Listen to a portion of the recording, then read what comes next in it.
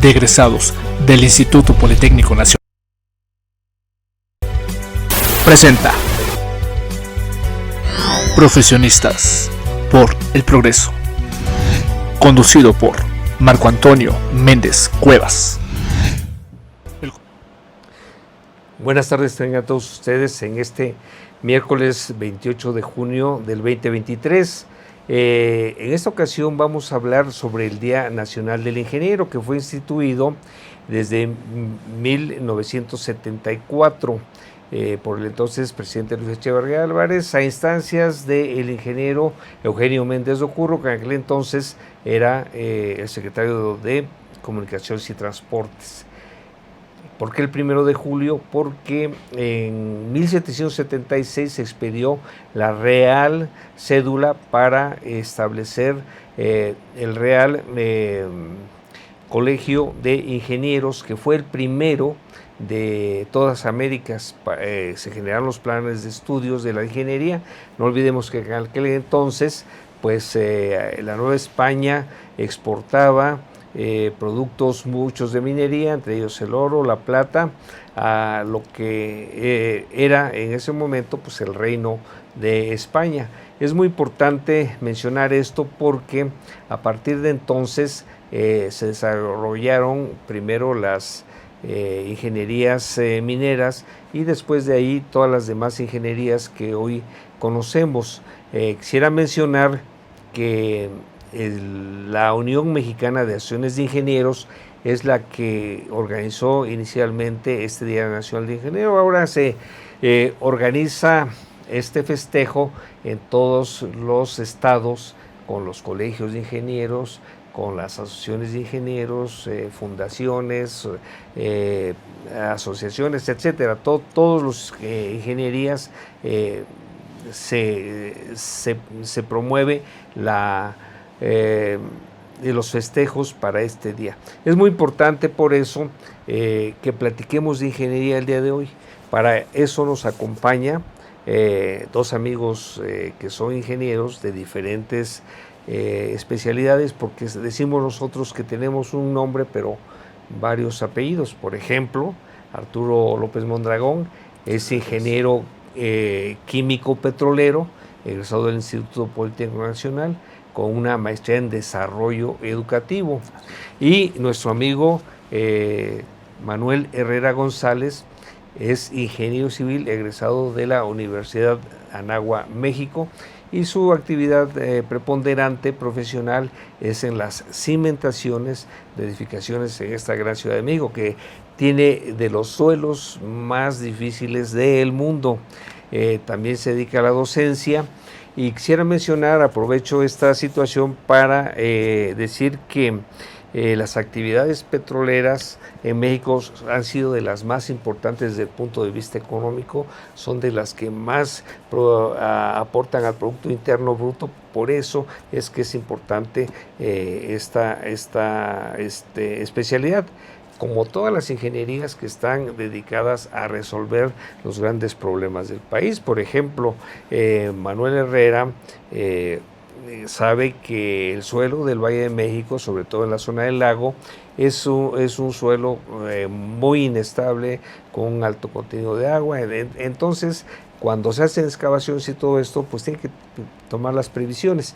Y les quiero decir que entre los ingenieros de cimentaciones, mecánica de suelos, los ingenieros estructurales, son de los mejores del mundo, porque tenemos que mantener esta gran ciudad de pie, a pesar de que aquí confluyen, en esta ciudad más grande del mundo, confluyen dos aspectos muy importantes y de riesgos naturales. Es la naturaleza del suelo y la consecución muy frecuente de eventos sísmicos que llegan aquí y se amplifican. Bueno, dicho esto, como una introducción de lo que hoy escucharemos muy atentamente, tanto de Arturo como de Manuel, pues yo quisiera empezar a preguntarle a nuestro amigo Manuel. Contigo dijimos que empezábamos con Arturo. Con Arturo, temas sobre cuáles fueron las primeras ideas que te generaron, en qué momento tú decidiste, digamos, iniciar tu carrera y sobre todo de ingeniero químico y petrolero además. Bien, pues es una historia un poquito curiosa porque el hecho de llegar a ser ingeniero químico petrolero surgió desde la secundaria, cuando nos dejan el trabajo en química, precisamente de investigar los derivados del petróleo.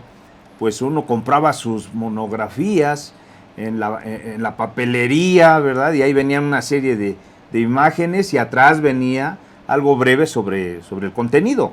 Y me llamó la atención cómo del petróleo se obtenían tantos derivados. Y yo le preguntaba al maestro, ¿esto qué es? Dice, bueno, es que esto es toda una ciencia.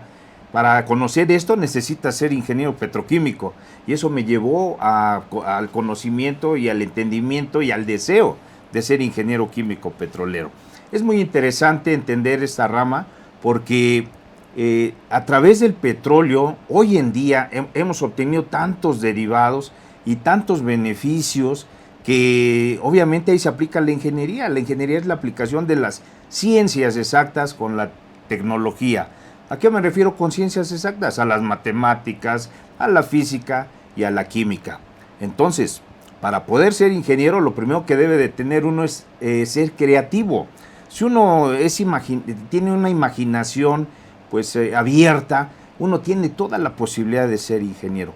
Y eso fue lo que me llevó desde pequeño, desde la secundaria, a estudiar la carrera de ingeniero químico petrolero. Ya cuando terminé la carrera en la ESIQUIE y me incorporé al trabajo en Pemex, pues me di cuenta que en realidad era tan grandioso y fascinante este mundo. Trabajar en refinería es algo pues muy bonito, pero trabajar también en plataformas petroleras pues algo fuera de serie. Yo tuve la oportunidad de trabajar en los dos lados, pero finalmente cuando me ofrecen la oportunidad de ser docente en el Instituto Politécnico Nacional, pues ahí me quedó claro que esa iba a ser pues mi trayectoria ya como formador de ingenieros, porque hay que entender algo, actualmente la ingeniería es muy importante, pero hace falta quien los prepare, y para eso entra el aspecto docente, en donde ya tengo 33 años dando clases en esta gloriosa institución que es el Instituto Politécnico Nacional. Pero así fue como nació mi inquietud por ser ingeniero químico petrolero, Marco. Perfecto. Ahora con Manuel Herrera, que también nos pueda contar esto que lo motivó a decir, a ver, yo quiero ser ingeniero civil. Bueno, Marco, lo que te podía decir, las circunstancias sí son importantes, el encontrarse con problemas que solucionar, como el mismo ahorita, dígase, este programa de televisión en donde los profesionistas por el progreso, pues es precisamente encontrar una solución a los diversos problemas que podemos encontrar, y en la construcción, como es, dígase, un quehacer familiar, ya llevo algo de rato, entonces en este quehacer familiar, pues sí es tratar de encontrar cómo se levanta una construcción, cómo se resuelve el estar apilando diversas partes del edificio que se está construyendo. Pero sí, en efecto, y bueno, como dice muy bien Arturo también, pues el aprender continuamente mientras que se va encontrando uno esos problemas, le genera a uno ese aprendizaje que lo comparte en el mundo real que está uno viviendo, junto, pues bueno, lo digo, con la familia, ¿no? Pero sí, es muy importante lo que tú decías introductoriamente, cómo el subsuelo de la Ciudad de México genera diversos problemas que resolver, ¿no? Y entonces, después de esos problemas que resolver, y sale uno como cuando en una de mis primeras obras, que decía, oye, ya salió del subsuelo y ahora va hacia la superestructura, ¿no? Entonces, ahora encontrar la interacción entre la subestructura y la superestructura para levantarse y entonces encontrar esos aires, ¿no? Como dice ahorita Arturo, ¿no? Sí, las grandes obras como son las presas, los túneles, las plataformas marinas, son ejemplos que nos dan a nosotros los civiles que estamos haciendo la infraestructura urbana, pues cómo ellos resuelven sus problemas, ¿no? Decía, ahorita recuerdo, pues cuando ocurrió lo de Pearl Harbor y Roosevelt precisamente, necesito a alguien que me diga cómo resolver el problema de atacar Japón, ¿no? Y entonces encontró así entre sus, y con esto termino, encontró entre sus asistentes por ahí, dice, ¿usted quién es usted? Y dice, yo soy de los submarinos, ¿no?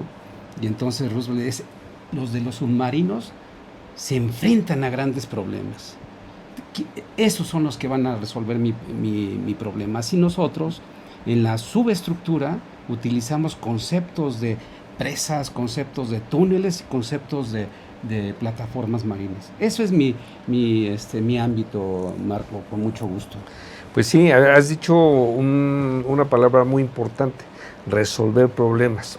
Las ingenierías tienen esa vocación de resolver problemas. ¿Problemas de qué tipo? Pues de todo tipo. No olvidemos que a donde volteemos hay ingeniería. Y justamente por esas circunstancias es muy cierto lo que Arturo también nos dice, que la preparación, la formación de ingenieros en las diversas especialidades es sumamente importante, porque la carrera inicia en el aula, después de eso pues ya el ingeniero sale al campo de los hechos, y entonces todos estos principios que se obtienen durante los semestres que se estudia la carrera, pues se aplican de una u otra manera ya en la práctica profesional. Pues bajo este esquema, mi estimado Arturo, tú has tenido la oportunidad de plantear ciertas consideraciones de innovación para la enseñanza de la química. ¿Por qué no nos platicas cómo tiene que ser un docente en la ingeniería química? Porque la ingeniería química todos lo llevamos en la secundaria, ya en la preparatoria, y de pronto es una de las tres materias que siempre son el coco, ¿verdad? Entre las matemáticas, física y química, todo el mundo ahí pasa ciertos problemas. Entonces, muchas veces cuando no se tiene una mente, ingenieril, pues se empieza a generar muchos problemas y a veces los alumnos, que son la mayoría, pierden el interés. Entonces, ¿cuáles son las técnicas, mi querido Arturo? Bien, para entender esto necesitamos saber que las matemáticas se definen como el lenguaje de la ciencia. La física es la ciencia que estudia la materia, la energía y sus transformaciones. Tiene por objeto la elaboración de leyes según las cuales se modifica su estado o su movimiento sin que cambie su naturaleza. Y si a esto le agregamos la química, que es la ciencia que estudia la composición de la materia, pues vamos a tener las tres áreas integradas para poder estudiar cualquier campo de la ingeniería. Supongamos que las matemáticas vienen siendo el papá y la física y la química son los hijos. Las tres materias van íntimamente relacionadas.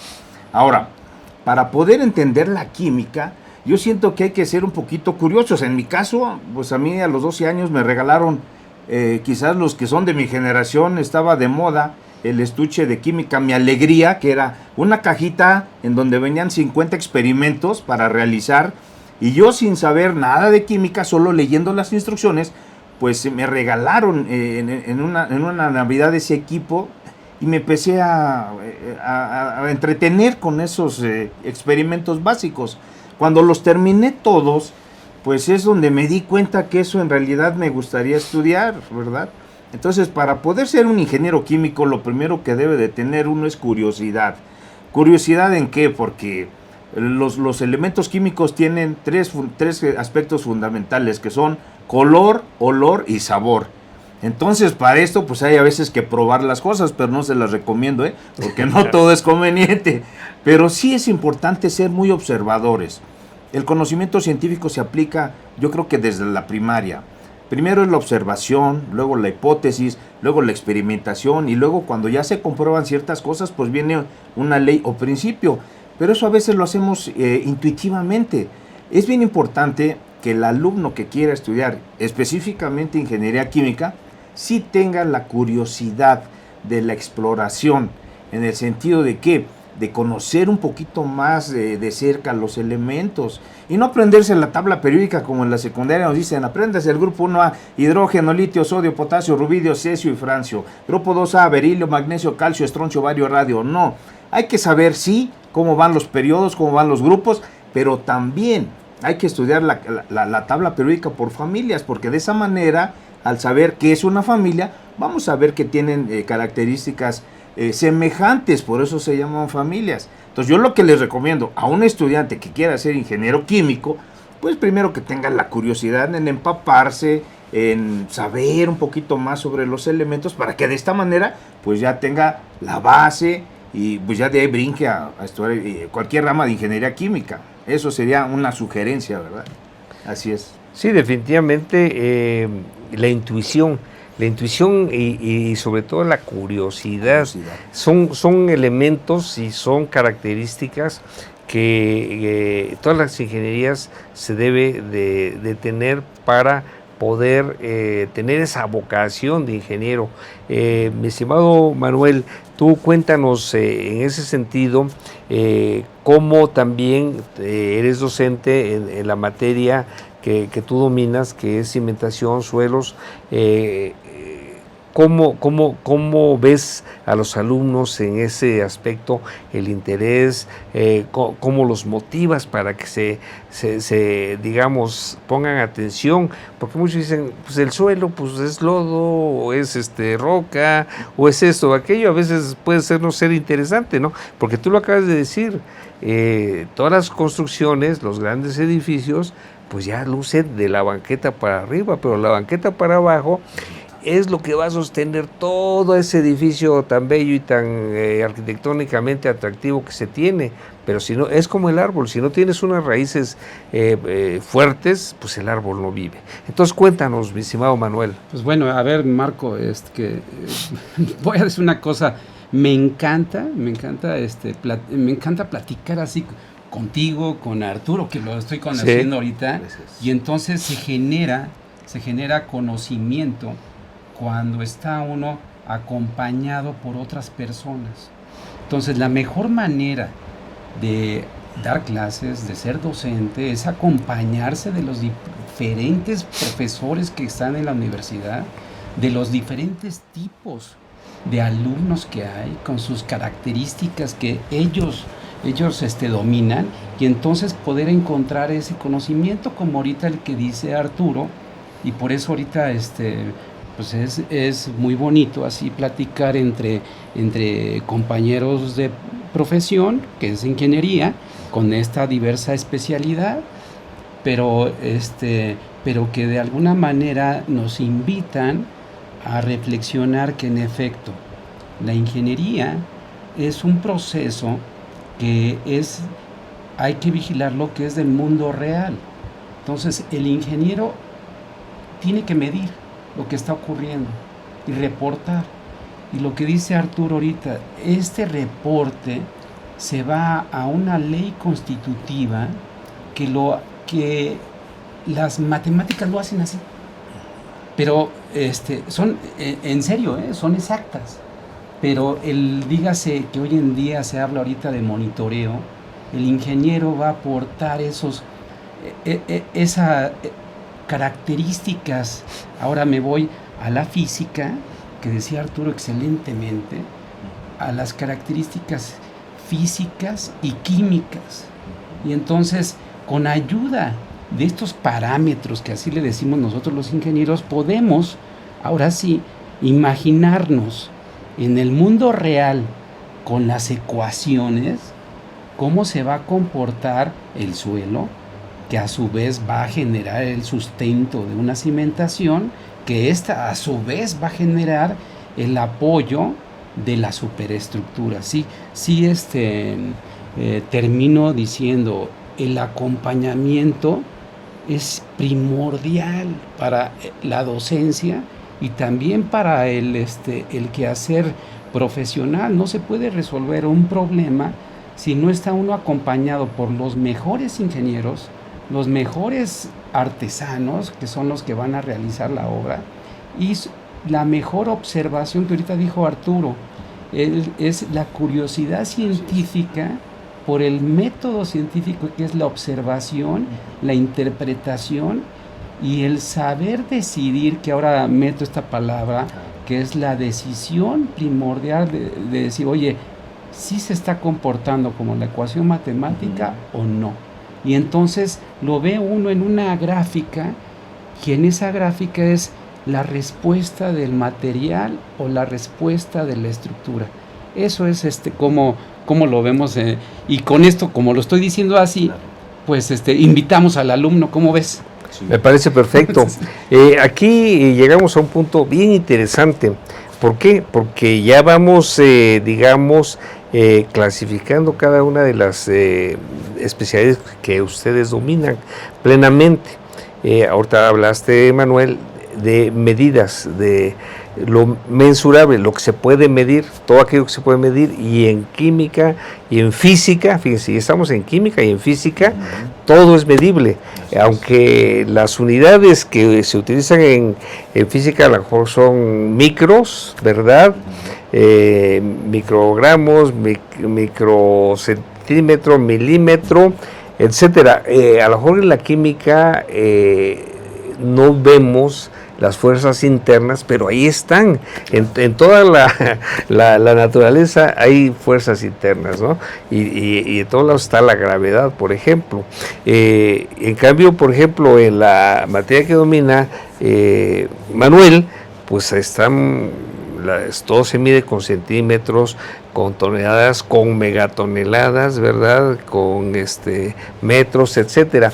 Bajo ese esquema, danos, mi estimado Arturo, para que tengamos un poco claro el tema de las dimensiones con las que trabajas y justamente las reacciones que se dan en química orgánica, etcétera, porque eso es fascinante, es el mundo micro.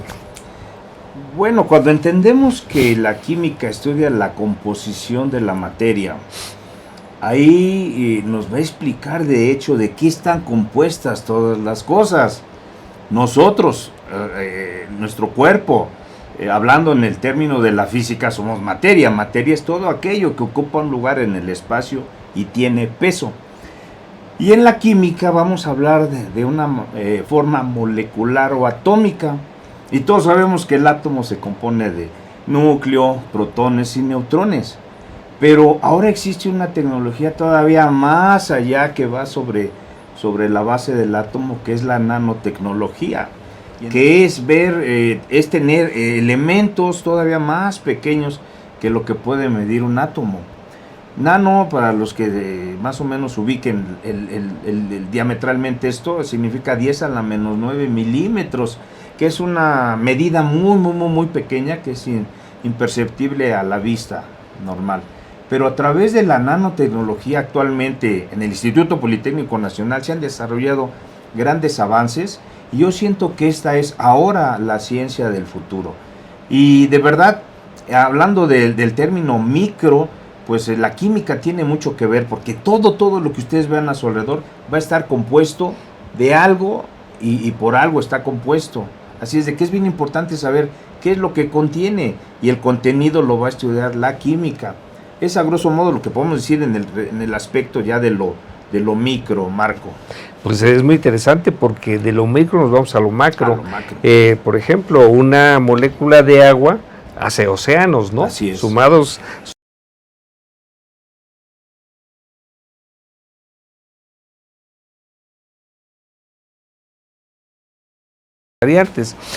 Bajo su esquema, coméntanos cuáles son los aspectos más importantes que tú tomas en cuenta para decir, voy a diseñar una excavación de esta manera, voy a meter tantos pilotes o pilas, o una cimentación compensada o sobrecompensada o subcompensada. Digamos, como ingeniero, ¿qué parámetros son los que te llevan a dar esas soluciones? Pues bueno, Marco, a ver, ¿no? Es que fíjate que sí, es fascinante el lograr una coincidencia para poder platicar contigo, con Arturo, y encontrar ahorita una solución a esto que el mundo de la química, cómo se comparte con el mundo de la construcción, ¿no? Y entonces el invitar, el acompañar, ¿no? Muy bien dice Arturo y muy bien lo dijiste tú, estamos en un mundo bueno, lo dije también yo, del monitoreo, de la medición, y entonces sí, en el mundo de los suelos y de las estructuras, las mediciones, lo dije, son importantísimas, ¿no? Pero ahorita en lo que se estaba encontrando y que es innovar, el actualizarse, también entra esa parte pequeña, ¿no? Para poder, decía Arturo, el 10 a la menos 9, ¿no? Ya de hecho, desde que estudiábamos nosotros, sí hablábamos del 10 a la menos 6, 10 a la menos 7, en los parámetros de flujo de agua, lo que viene siendo el movimiento del agua. Por ejemplo, en un suelo de tipo arcilloso es muy lento, en un suelo de tipo arenoso es un poco más rápido y es 10 a la menos 3, ¿no? Pero hoy en día también hablamos nosotros de milisegundos, de microsegundos, también hablamos de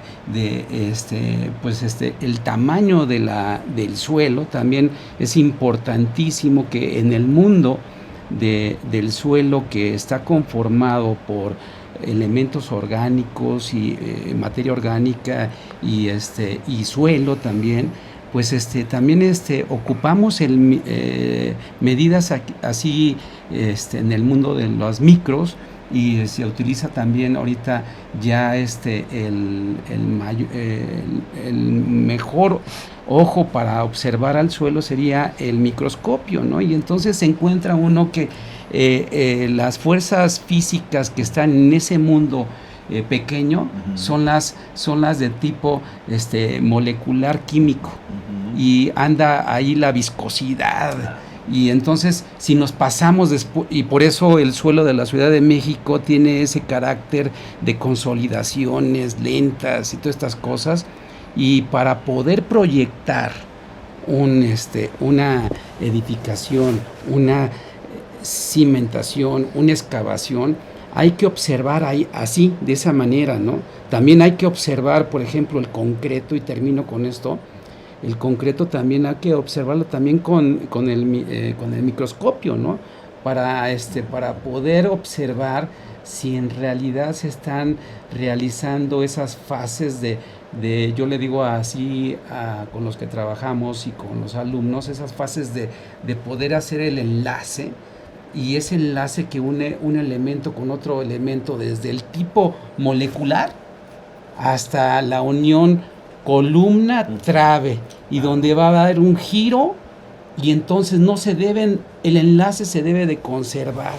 Entonces, y que en el mundo de los micros pudiéramos observar que sí ya está apareciendo una pequeña raya que es una fisura, y entonces ahí empieza las palabras que ahora son muy complicadas en el mundo complejo, porque el mundo real es complejo, y entonces es catastrófico, y entonces empieza con esa pequeñísima parte que no pudimos observar, y que hoy en día nuestro mundo futuro es observar desde lo micro a lo macro, hacer una solución global, proyectar así la estructura, sabiendo y conociendo cómo se está comportando el material, la estructura, desde esa partícula hasta lo que acabo de mencionar, el enlace que todos vemos en nuestros edificios donde habitamos, la columna con la trave, es decir, la columna con el piso, y que no se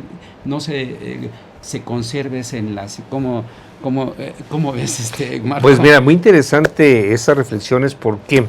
Porque concluimos que en todo debe haber equilibrio, ¿no? Tanto al nivel micro como al nivel macro. Y tú acabas de comentar algo muy importante. También el concreto se genera por tener elementos inertes y elementos activos. Y se genera una reacción química, claro, lo sabemos, así es. ¿Verdad? Si tenemos solamente grava y arena, no pasa nada. Claro. Si por otro lado tenemos solamente el agua o solamente el cemento, no pasa nada. Pero si revolvemos esto, ¿qué es lo que sucede? Claro. Empieza una reacción química donde se generan ligas con el cemento, sí, que eso es la cohesión. Y eso es una reacción química que es exotérmica. Por eso es que tenemos que curar el concreto, porque al ser exotérmica, pues puede eliminar agua muy rápido y entonces empiezan las grietas, las grietecillas, ¿no? Entonces eso, fíjate, nos da como resultado que tenemos que tener toda una técnica tanto para la física como para la química. Y es en ese momento cuando decimos que justamente todo el mundo está en equilibrio. Y cuando empieza a desequilibrarse, tú mencionaste crisis, entonces ahí viene otro tema, los riesgos, ¿no? ¿Cuántos riesgos químicos no hay? Claro. ¿De qué nos puedes hablar sobre riesgos químicos? Y luego ya pasaremos sobre los riesgos físicos. Bueno, dentro de la carrera de Ingeniería Química hay una materia que se llama análisis de problemas y sus soluciones. Y obviamente hay algo que se llama la toma de decisiones. Cuando uno está en una industria trabajando en algún proceso físico-químico y asumando hay gente que está trabajando como obreros y técnicos, pues a veces los parámetros de presión, de composición, de temperatura, de volumen, por ejemplo de una torre de destilación, pueden dispararse esos parámetros y el ingeniero debe de tomar una decisión rápida, ya sea bajar presión, temperatura, composición, etcétera, para no poner en riesgo la vida de la gente que está trabajando ahí. Entonces es bien importante que todo ingeniero en todas las ramas se maneja el factor riesgo y existe no en un bajo porcentaje, existe en un alto porcentaje, porque yo veo a mis compañeros ingenieros, arquitectos que están en el ramo de la construcción, pues ellos al edificar construcciones tan grandes, pues imagínense ustedes, entre más alto sea el edificio, pues obviamente más riesgo va a haber de un accidente. Y es bien importante que uno como ingeniero tenga la mente fría en el sentido de saber tomar una decisión rápida, porque se están jugando las vidas de muchas gentes.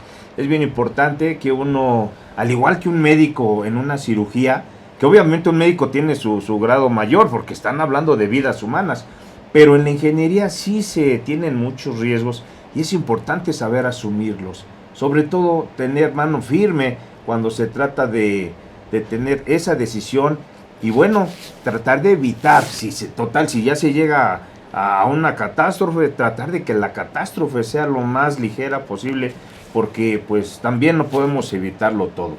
Es algo muy importante referente a los riesgos, Marcos. Definitivamente. Ahora, también los riesgos naturales, es obvio que sobre todo combinado el tema de cargas gravitacionales con cargas accidentales como la sísmica, como puede ser también un granizo, una nevada, etcétera, vientos inclusive, eso nos puede llevar a una crisis dentro del área de la ingeniería civil, de las cimentaciones, porque no olvidemos que para todas las actividades hay riesgos. Lo que a los ingenieros tenemos que hacer es que esos riesgos sean manejables, que sean riesgos que nosotros podamos dominar, porque cuando se salen de esos parámetros donde podemos nosotros manejar esos riesgos, es que entramos en crisis. Entonces vienen las fallas, tanto químicas como físicas. Entonces, ¿qué tipo de, digamos, conceptos preventivos debemos tomar para que no caigamos en crisis en cuanto a una cimentación o una estructura? Pues bueno, a ver, Marco, ahí sí me voy a pasar un poquito más a... Ahorita estaba muy contento, bueno, estoy muy contento ya no está contento. Sí, relacionándome con la química, claro. Pues sí, pero y que hablando ahorita un poco más de lo que viene siendo la construcción. Exacto. En esa toma de decisiones, una decisión tiene que estar en un mundo organizado. Entonces, la mejor manera de mitigar un riesgo es primero planeando, gestionando ese riesgo y organizándose cómo enfrentar ese riesgo, ¿no? Entonces en ese enfrentamiento vuelvo a repetir, el problema que aparece, pudiera aparecer en una fracción de tiempo o en un lapso que puede ser el mejor, dígase, de las ayudas para poder decidir a tiempo, ¿no? Lamentablemente sí, por ejemplo, hay eventos de la naturaleza, ahorita decía Arturo, ¿no? Oye, ¿sabes qué? Si no estoy controlando bien unos parámetros de presión, de volumen, pudiera generar una explosión, ¿no? Entonces aquí también, si yo no estoy controlando también parámetros de volumen, de presión, pues pudiera encontrarme con un mecanismo, por ejemplo, en arenas, que pudiera haber un flujo y se llama fluidez de las arenas, provoca liquefacción tanto estática como dinámica, pero puede uno observarlo mediante dígase modelos a escala o a tamaño real para poder decidir, pues. Entonces pudiera ocurrir otras como ahorita que estoy recordando, por ejemplo, un rayo también le puede caer a una estructura y tiene que enfrentarse con, ahorita decías de la lluvia, el granizo, las tormentas eléctricas son también muy peligrosas, y ahí son decisiones de ahorita en el mundo de la nanotecnología, son fracciones de segundos, tiene que decidir un pararrayos en tomar esa fuerza que es el rayo, en 15, 30 microsegundos. Entonces, pues es muy difícil decidir en un tiempo tan pequeño, pero lo hace el pararrayos, ¿no? Para eso se hace un laboratorio y se tiene un modelo que es el que está uno observando, pues, y entonces puede encontrar uno esa eficiencia, ¿no? Entonces yo termino nuevamente diciendo, sí, este mundo del riesgo y la toma de una decisión, definitivamente tiene que lograrse uno con el convivio de esa ley constitutiva que hace rato decíamos, el observarla si realmente se está ocurriendo en el mundo real, si lo puedo decidir en un tiempo o me voy a ahora entra el tema de la estadística, de las probabilidades, y entonces me voy a una probabilidad de falla que también debe de ser disminuida, 10 a la menos 5, 10 a la menos 3, para poder encontrar, pero es el mundo de las probabilidades en que tiene uno que estar contando qué tanto está ocurriendo un evento, lo mido, lo observo y digo, no, tengo que definitivamente decidir que no se excede ese evento y meto una probabilidad de falla que no deja pasar. Así es como pudiéramos resolver claro. este marco.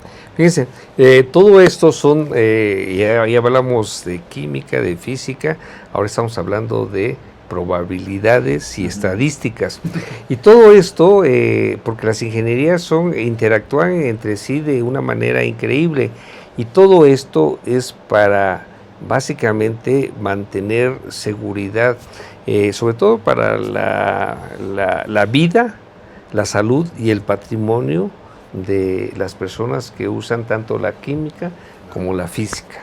Es increíble, pero sin ser médicos conservamos la vida, sin ser médicos conservamos la salud, ¿verdad? Y sin ser financieros, conservamos el patrimonio. Correcto. Entonces, bajo ese esquema, y entrando un poco más a la cuestión práctica, químico petrolero. El petróleo, como todos sabemos, ¿verdad?, es un producto de millones de años de transformación de seres vivos que fueron vivos en algún momento, plantas, animales, etcétera, y que eso le da las características al famoso petróleo. Pero inicialmente, como todos sabemos, se inicia como combustible, pero ahora se dice que ya las energías alternativas deben sustituirlo porque el petróleo es más valioso en sus derivados, y ahí es donde se aplica la química, la petroquímica. Y decimos, a ver, este es un proceso primario y un proceso secundario. Dicen que el secundario es lo que produce muchos de los objetos que nosotros usamos, ¿verdad? Con base en la transformación del petróleo elemental a generar materiales plásticos de gran densidad, de gran calidad, de capacidad de carga, para dar temperatura, o sea, diversas características según el tratamiento que se le dé. En ese sentido, ¿qué nos puedes decir, mi estimado Arturo? Sabemos que es una gama impresionante de productos, pero debe haber grupos, por lo menos para darnos una idea, ¿no?, de lo que se puede hacer con esa maravilla. Bueno, cuando entendemos, como tú lo mencionabas, cómo se forma el petróleo, pues son restos de animales y plantas que estuvieron en las profundidades, sumergidos, atrapados, y por efecto de presión, temperatura, se fueron descomponiendo gradualmente. Esto genera ya la descomposición y es lo que se conoce ahora como petróleo. Pero si nos vamos a las raíces griegas o grecolatinas, viene del vocablo petroleum, que significa petrum, es piedra, y oleum es aceite, significa aceite de piedra. Cuando se empiezan a hacer los primeros descubrimientos de este lodo, pues lo primero que hizo el hombre es utilizarlo como combustible, pero a medida que pues la visión humana fue creciendo, pues fue como se fueron dando cuenta que existían otros derivados. Actualmente se conocen básicos 50 petroquímicos, pero de esos 50 existen otros 50 que son de la destilación secundaria. Ahora, muchos dicen, es que la gasolina va a ser obsoleta. Ya, ¿para qué se usan las refinerías? No, nosotros vamos a seguir dependiendo del petróleo todavía 50 años y de las gasolinas. Yo simplemente hago, cuando no se conoce la destilación del petróleo, pues se puede decir esto, pero el combustible para mover un barco se llama gasóleo y el combustible para mover un avión se llama turbocina. Y esos elementos van en la torre de destilación. Después de la gasolina sigue gasóleo y luego la turbocina. Entonces, por default, se va a tener que derivar gasolina. Si no, ¿con qué se mueven entonces los barcos? ¿Con qué se mueven entonces los aviones? El petróleo va a ser dependiente. Es cierto que ahorita están los autos híbridos o eléctricos, pero yo siento que va a tardar años en desarrollarse, por ejemplo, un avión con motor eléctrico o un barco con motor eléctrico, y que me digan los ingenieros si esto es cierto o no. Un avión, un motor de un avión es tremendo, y un motor de un barco es de verdad de dimensiones impresionantes. Obvio, para mover toda esa maquinaria se necesita del combustible apropiado, y el petróleo es algo de lo cual vamos a nosotros depender todavía fácil 50 años, si no es que me quedo corto. A lo mejor ya no vamos a vivir para verlo, pero es cierto, qué bueno que existan nuevas tecnologías, nuevas energías, eso es bueno, pero no podemos hacer a un lado al petróleo al 100 porque, como tú decías, Marco, los derivados petroquímicos, pues ahí están. ¿De dónde vamos a obtener las pinturas? Los lubricantes, ¿verdad?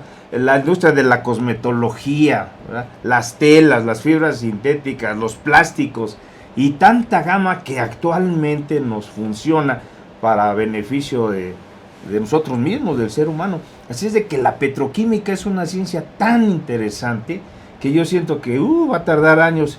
Y yo siento que no solamente se debe hacer esta refinería, la de Dos Bocas, sino otras 2 más yo propondría, porque vamos a seguir dependiendo del petróleo.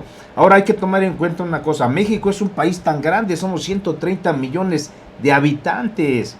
Hagan la proyección matemática de aquí a unos 10, 20 años, ¿cuántos habitantes vamos a ser? Necesitamos nosotros energéticos. Así es de que, de manera, digamos, muy particular, yo siento y percibo que el petróleo va a ser siempre un aliado por bastante tiempo más. Así es, Marco. Muy bien, sí, definitivamente lo será. Pues mira, actualmente todavía se usa el carbón mineral, por ejemplo, ¿no? Así es. Que fue el que inició la revolución industrial en su momento, y a más de 100 años todavía estamos usando carbón mineral. Sí, la energía tiene que obtenerse de donde se pueda disponer, porque la energía mueve al universo, no olvidemos eso. Ahora, mi estimado Manuel, bajo esa perspectiva, cuéntanos tus cimentaciones profundas, qué características tienen, pilas de 1 metro, de 2 metros, que se van a la capa dura, 60 metros, 120 metros en el Valle de México. ¿Qué tienes que hacer para poder hacer esos trabajos en el suelo, por ejemplo, del Valle de México, que es el de los más difíciles del mundo? Bueno, ya dijimos que hay que hacer los estudios adecuados, comprender bien el fenómeno que se está presentando, y pues ahora sería también encontrar la maquinaria, encontrar los elementos de cómo proceder a realizarlo en el campo, ¿no? Entonces sí utilizando el concepto de uso de maquinaria que con diferentes energías que va a pues a desarrollar estos trabajos tan difíciles, ¿no? Entonces sí yo diría que, y regresándome nuevamente, sí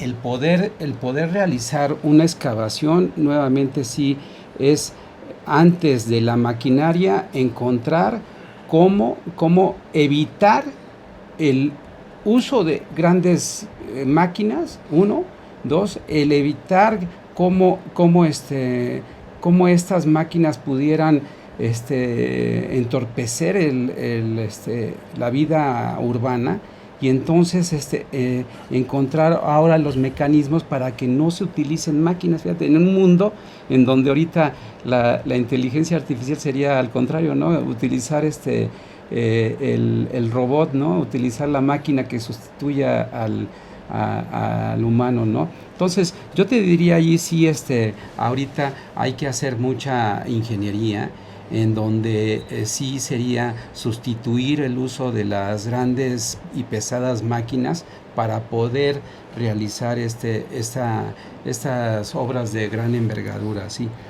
Y pues también, pues de alguna manera sí encontrar nuevos lugares para asentar a la humanidad, ¿no? Entonces estoy diciendo cosas difíciles, ¿no? Pero sí hemos estado utilizando el suelo de una manera también inadecuada. Perfecto, pues hemos llegado al fin de este programa. Seguramente lo que aquí se ha dicho nos da pie para tener un segundo, un tercer programa. Es mucha el acervo que tenemos, y nada más quisiera mencionarles que este 1 de julio es Día Nacional del Ingeniero. La Unión Mexicana de Asociaciones de Ingenieros tendrá un evento en el Instituto de Ingeniería sin costo, al 100%, va a ser a distancia y también presencial. Para los que estén interesados en asistir tanto a distancia como presencial, pueden mandar un WhatsApp al 55 69 14 40 72 para la información y que les den el link de Zoom o saber si hay espacio ya presencial. Repito el número de WhatsApp donde pueden pedir información: 55 69 14 40 72. Y nos vemos la próxima semana, amigos. Seguiremos hablando de la ingeniería en todo el mes de julio, porque tendremos necesariamente que tener interacción con el público y que sepamos qué es lo que hacen las ingenierías, porque todo esto de lo que ustedes escucharon hoy, seguramente tenían cierta información, pero no tan detallada como hoy lo planteamos. Pues buenas tardes a todos y hasta la próxima semana. Hasta luego. Un gusto.